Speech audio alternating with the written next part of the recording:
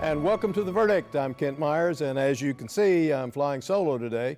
Mick Cornett's out of town for a couple of weeks, so I've got the controls, and we can make this show either fly or crash, as it turns out. But we've got guests today that will let me know it's going to be a good show. We're going to be looking today inside the law work that goes on in Governor Mary Fallin's office. She, of course, has executive duties in the state of Oklahoma, but in the process of those duties, she has an awful lot of legal things to deal with. And today, we're really fortunate to have the Deputy General Counsel to Mary Fallin, Rebecca Frazier, joining us. She's a Oklahoma law graduate and an Oklahoma State undergraduate.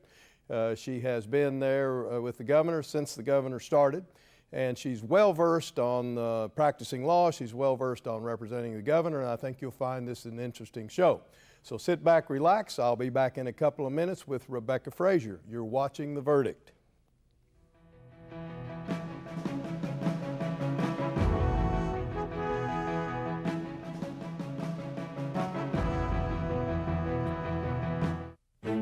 The idea of sending American money out of our own economy these days for foreign oil is madness.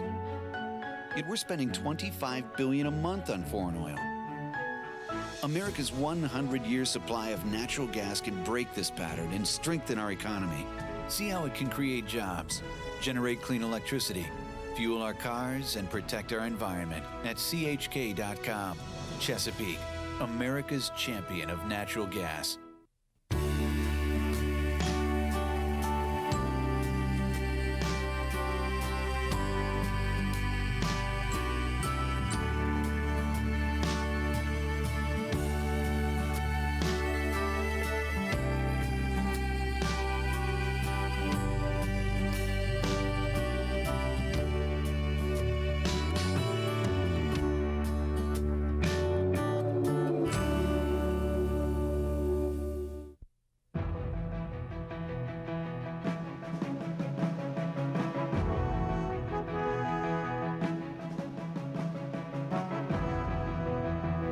And welcome back to The Verdict. Kent Myers flying solo today. Mick Cornett is gone for a couple of weeks, but we'll be back after that to assist on carrying on these shows, continuing to bring you good shows, we hope. But today we've got, I think, a special show to bring to you.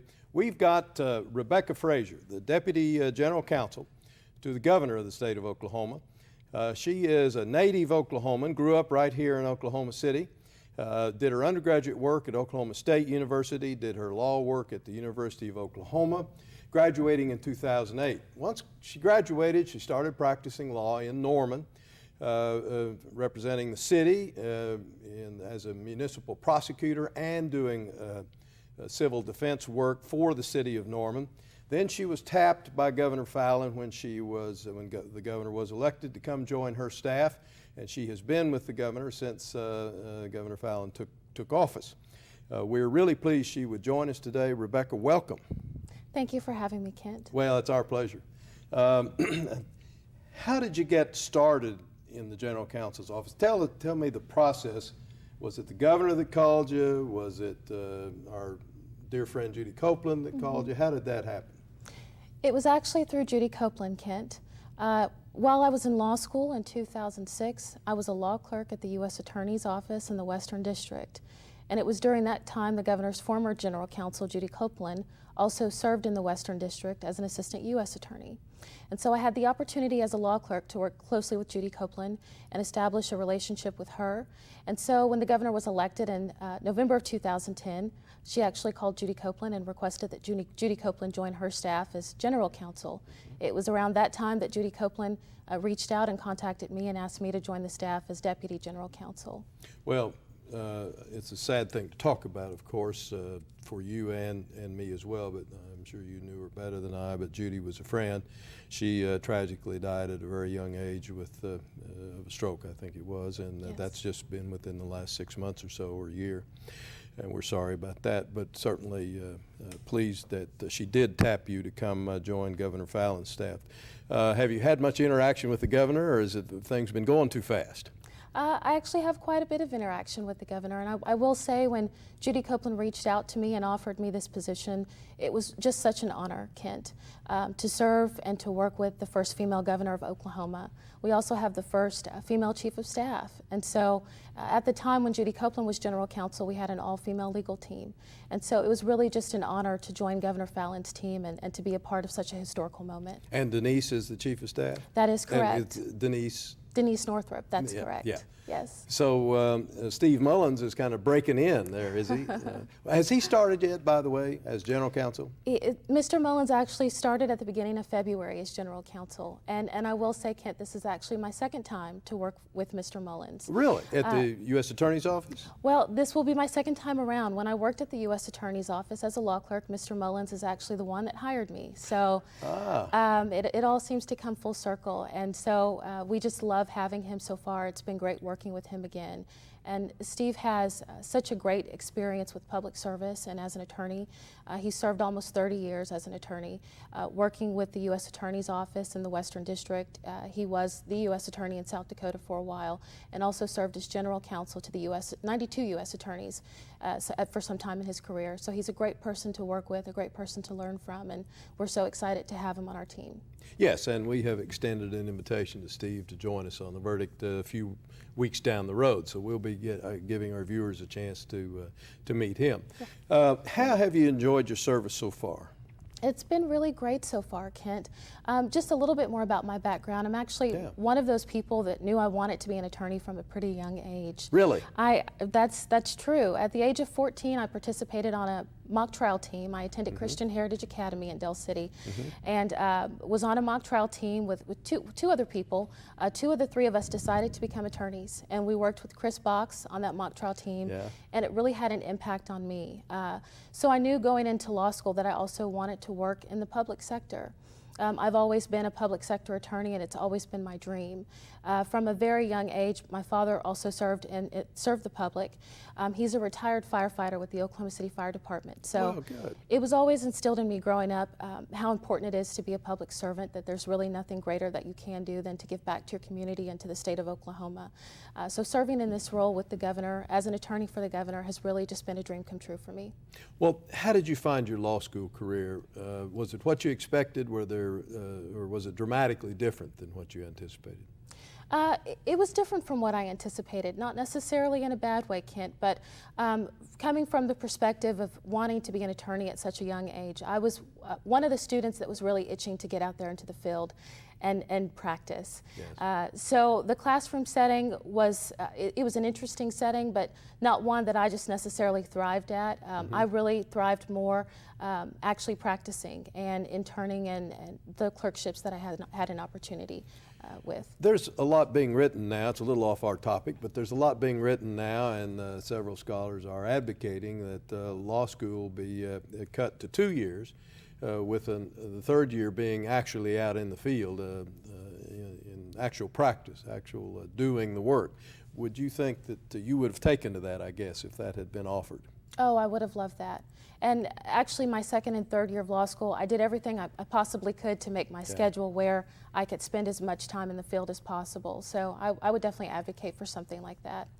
Let me ask you, in the governor's legal office, how many lawyers are there? There you and Steve, and are there any other lawyers? We have a third attorney on staff, Maria Mall, and she typically works on our administrative rules. And then we also have a paralegal in our office, Jessica Rogers. Now, I know the Attorney General is the chief law enforcement officer of the state, and it is charged with the responsibility of representing the governor under some circumstances. When the governor has a legal matter, how does your office determine whether that's something you're going to do or that's something you're going to ask the Attorney General for some help on? That really falls to our General Counsel, and so up until this point we have requested legal representation from the Attorney General's office, but our office is still pretty involved in litigation. We provide input, we provide feedback to the Attorney General's office, we attend court proceedings and things like that. We may not be the attorneys there speaking on behalf of the state, but we're certainly there in the background providing input and things like that.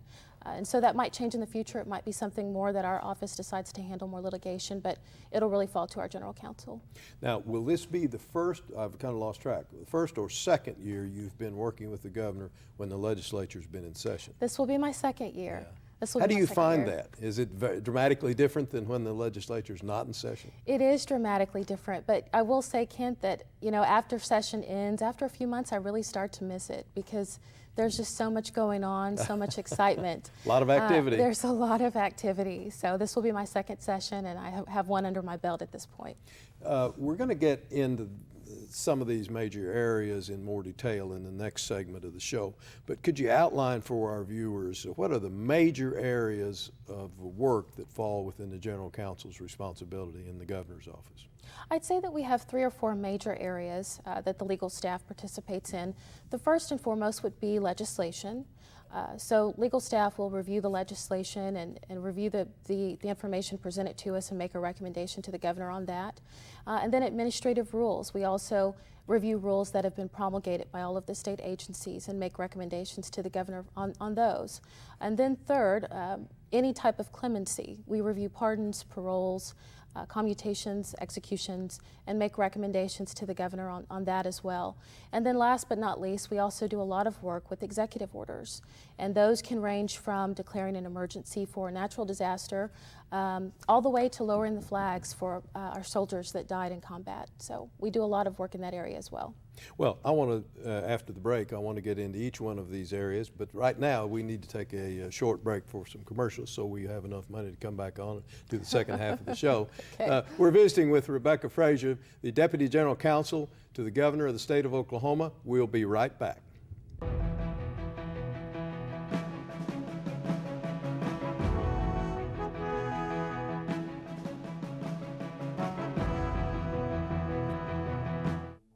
The thing that has made the most sense for me is realizing that I am still an educator, and that is what I do at the Chickasaw Nation.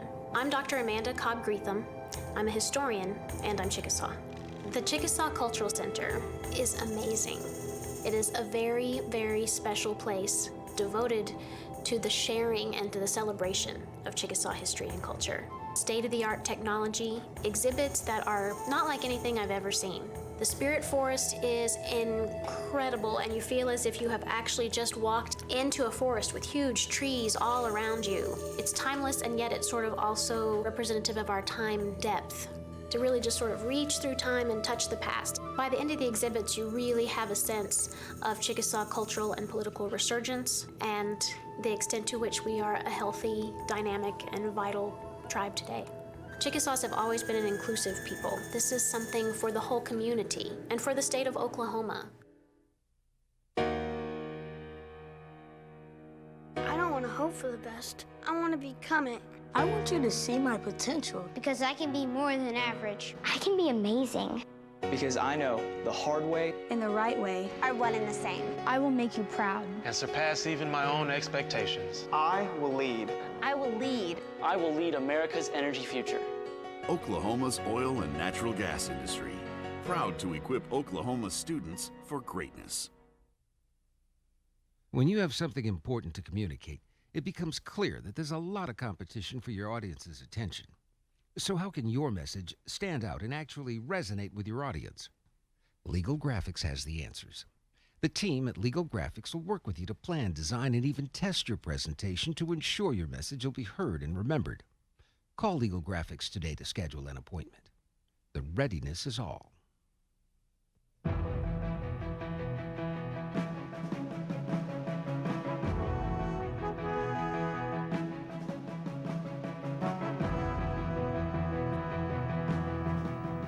Welcome back to The Verdict. Kent Myers flying without Mick Cornett today.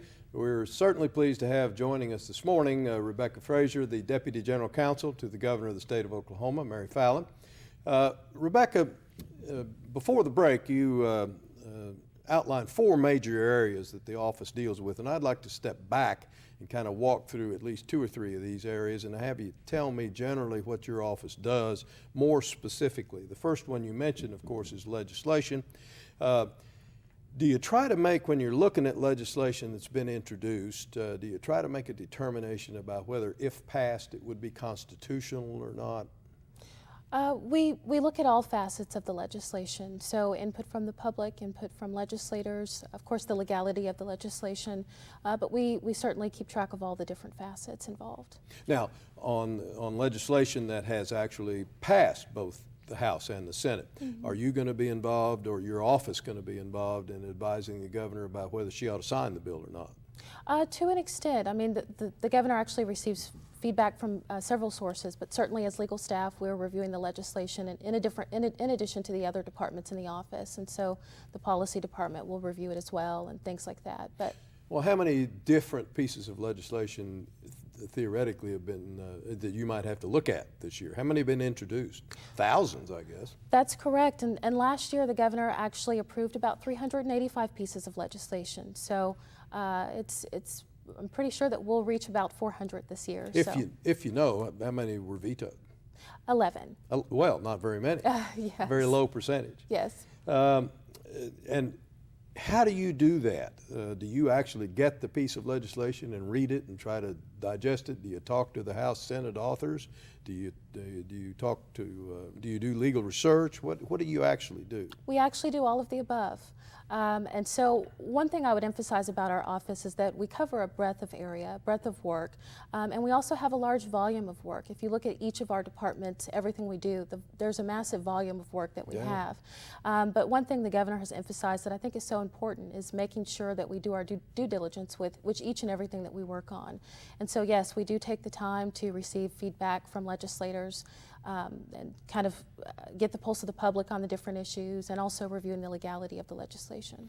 Well, you have a pretty efficient running staff, apparently, because you have very few people and an awful lot of legislation to look after in the course of a session.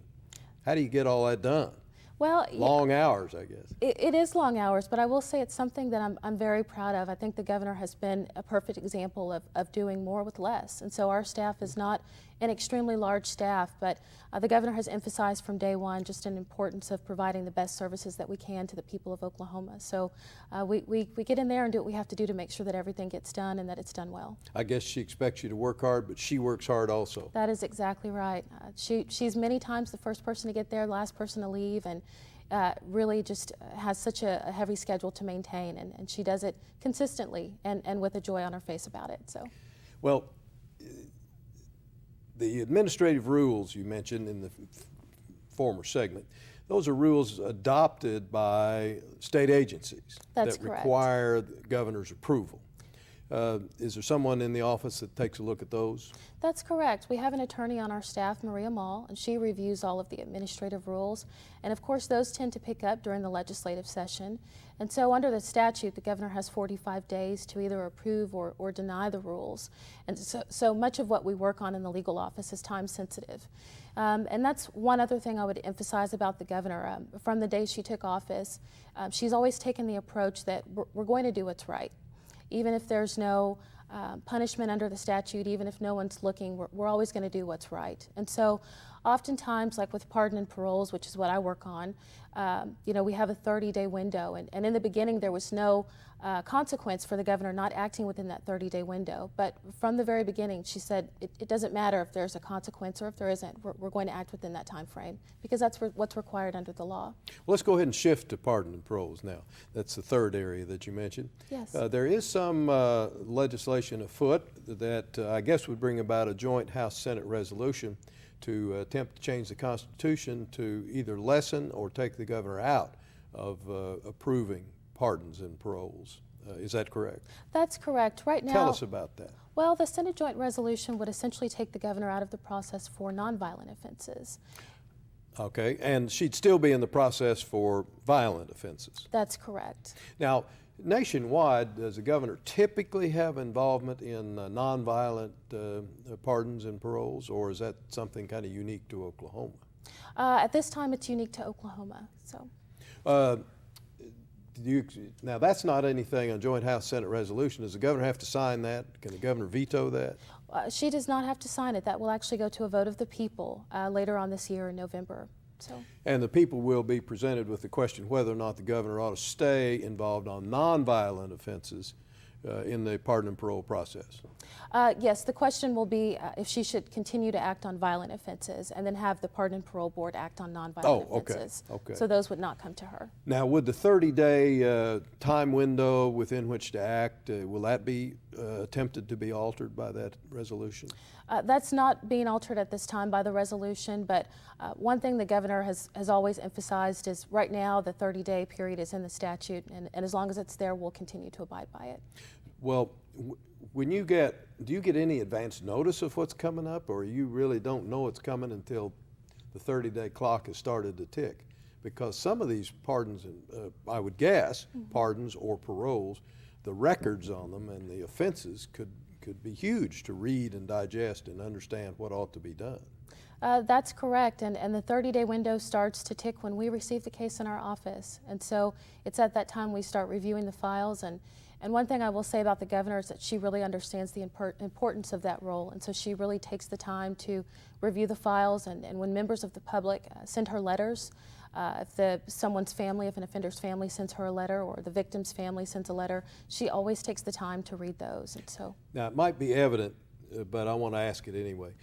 Today, before anything's been voted on, she has a 30-day window and has to be involved in all pardons. That is correct. Be it violent or nonviolent. That is correct. And if this proposal should be adopted by the people, that would change to limit her involvement to violent offenses, and then it would be left up to the Pardon and Parole Board for nonviolent offenses. That's correct. And percentage-wise, if you can give me just a rough estimate, unfair question because I didn't tell you I was going to ask it, but are most of the paroles that you get violent or nonviolent? I would say the majority of them are nonviolent at this time. So this should alleviate to some extent the workload in that area should this be adopted by the people. That's correct.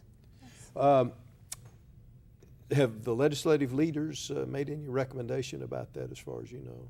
Or do they favor it, or do they think it ought not to be adopted? I believe they're in favor of it. I do. Has the governor publicly taken a position about it?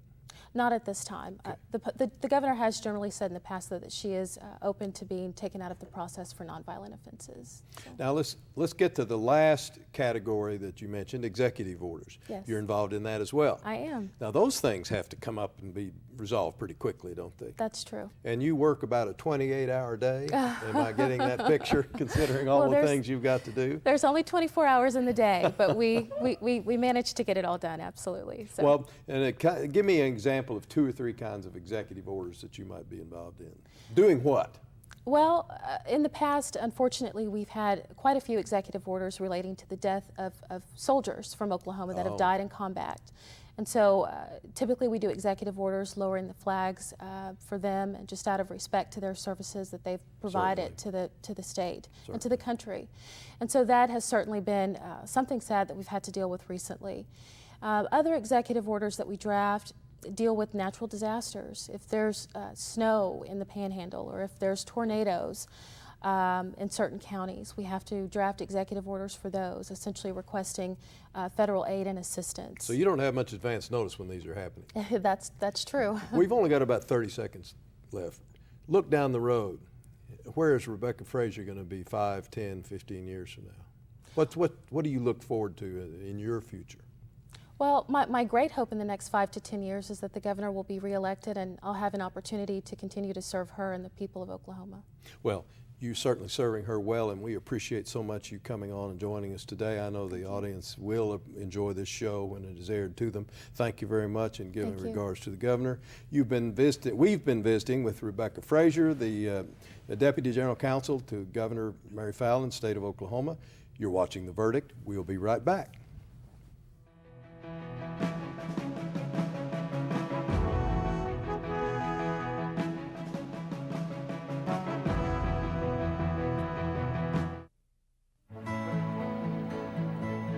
Good life comes naturally to Tulsa, where nature's beauty is matched with an eye for aesthetics. A legacy of neighborhoods graced with lawns and landscaping and handsome homes. A place that seems to have patented an ideal lifestyle. Bank First is loyal to the quality of life Tulsa assures its citizens, to the priority placed on education, culture, and growth. Loyal to builders who transform raw land into residential charm. Developers who see opportunity and add vitality to Tulsa's economy. Bank First serves both enterprise and private lives that need a loyal partner. It's how we help nurture this city's very good life. Bank First. Loyal to Oklahoma. Loyal to you. In Oklahoma, we enjoy a high quality of life due to good, well-paying jobs. Commercial real estate professionals play a significant role in bringing new businesses and investment to Oklahoma. The commercial real estate community has come together to market Oklahoma's commercial properties nationwide through a free public website, okcommercialproperty.com. We are invested in keeping Oklahoma strong and growing because economic development ensures quality of life. You will always be Mom and Dad to me. We are a very conservative family, and we believe in old-fashioned family values. We have a loving home there, and we love kids, and we have 5, 6 of our own. And but I had no idea we were going to go into adoption, but it's been very gratifying. You will always be Mom and Dad to me. The Journal Record is pleased to be a sponsor of The Verdict. The Journal Record, since 1903, the best source of Oklahoma business news and legal information. And for almost 30 years, Oklahoma political, government, and business leaders have turned to the McCarville Report for accurate, reliable, inside information. Visit the McCarville Report online.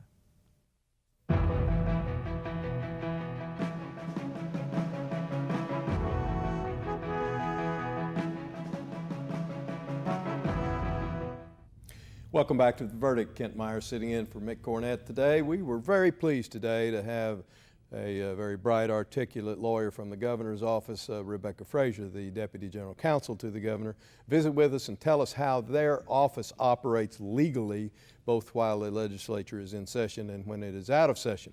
I've got a couple of websites I'd like to give to you. If you want to learn more about Rebecca or be in touch with her, the website is www.ok.gov. That will get Rebecca.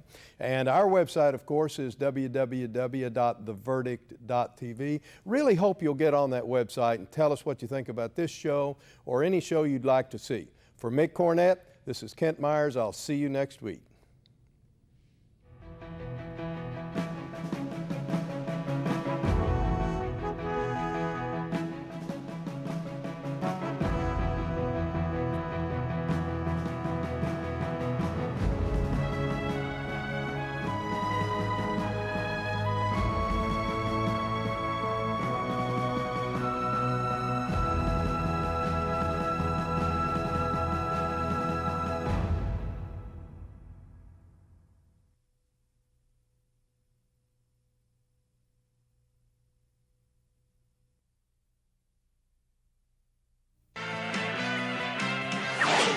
The preceding program was produced exclusively for the Cox Channel.